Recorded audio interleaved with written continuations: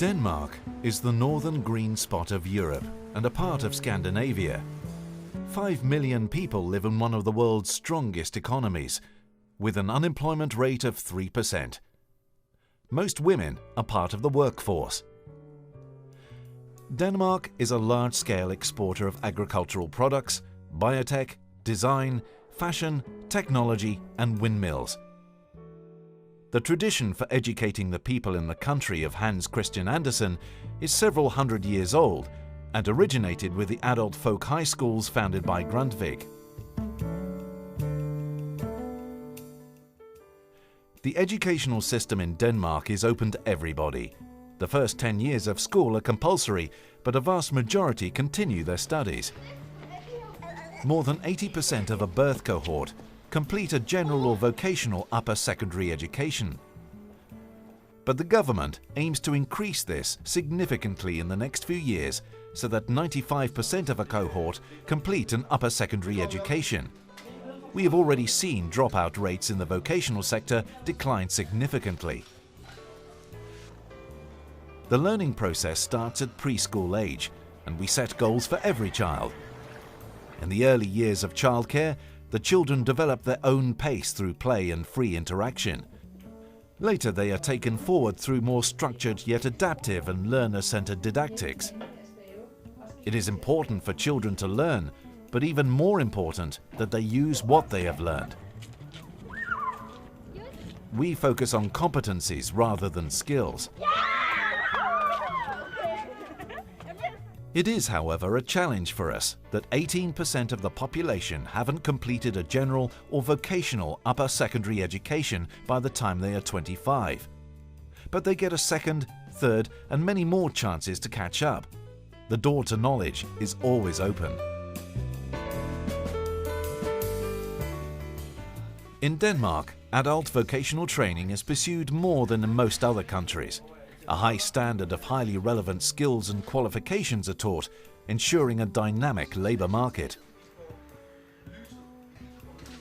The Danish model of lifelong learning offers opportunities to all adults and contributes to society in the broadest and most vital sense. Initial vocational education and training is dual-based. Education accommodates individuals in an open and inclusive learning environment, far from the uniform concept of the traditional teacher-centered classroom situation. Danish employers are very much aware of their corporate social responsibility. Responsibility for the climate and the environment is evident, but educating and training staff is an increasingly vital component in the scheme for a responsible and ethical corporate code of conduct. The labour market in Denmark is self-regulated and free from state intervention. Conflicts are few due to collective agreements between the unions and employers' organisations. The state, the employers and the trade unions have become educational partners, even though at other times they meet as opponents. The tripartite governance of the entire vocational education and training sector is an impressive cooperative effort to ensure quality, flexibility, synergy and relevance. Together with the famed Danish flexicurity model, this will help Denmark through the economic crisis more rapidly and more smoothly than systems which have failed to implement such features. Trade unions proactively cope with the new technologies, even though this might reduce or even eliminate job slots from which they recruit their members. Parts of the negotiable funds in the collective agreements are earmarked for educational purposes, instead of being used solely to increase workers' wages. The government has decided to top the money that the labour market parties allocate to education by 1-to-1. TDC is an international telecommunications company with 9,000 employees. In the process of readjusting the organisation to the current telecom market, a large group of technicians became redundant. Instead of letting them go, they were offered to retrain to become a new type of digital telecom technology specialists, of which TDC was in urgent need. A special academy was created in cooperation with the vocational education and training centres, and after 3 to 5 months of schooling and workplace learning, the technicians were qualified for their new positions in TDC. Here is Heinrich. While still a mechanic, he began repairing the analog telephone exchanges of the Tele Company in 1986. Today, the systems are all digital. Sir Heinrich added a basic electronics engineer degree to his CV and has over the years switched to an all-round function. Until recently, more than 6% of the Danish workforce could lose their jobs every year. But an equal number found new jobs because of the high mobility in the labour market and the reallocation of human resources.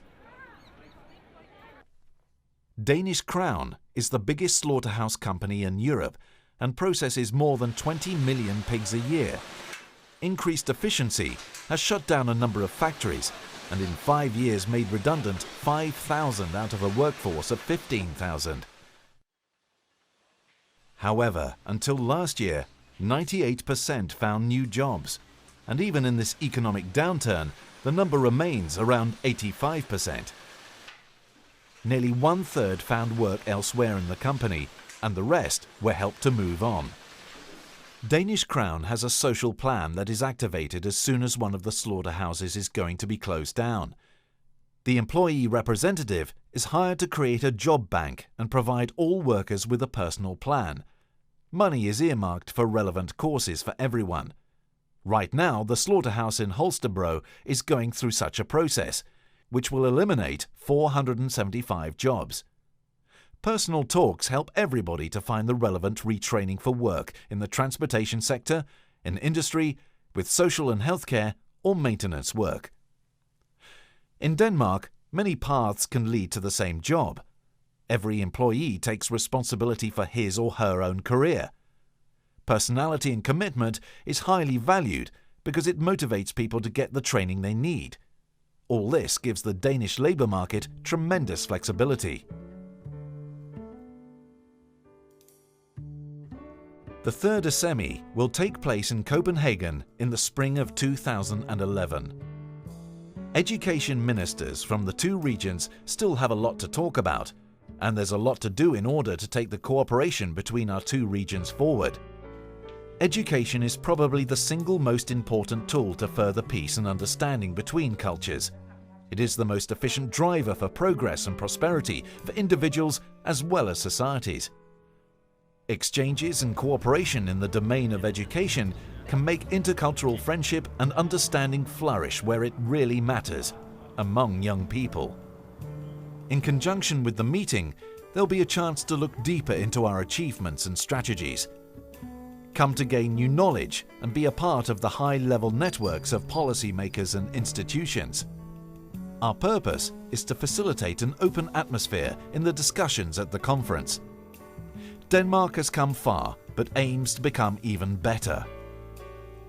Among the subjects we wish to discuss in a global context are a need for more innovation and entrepreneurship, strong competencies in maths, ICT and natural sciences.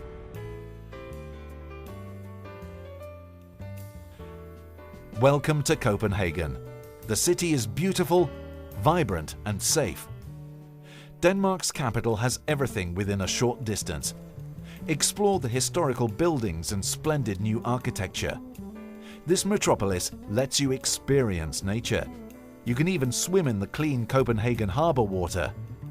Enjoy the great variety of culture and interesting food, from the famous Danish smorgasbord to the many Michelin-starred restaurants.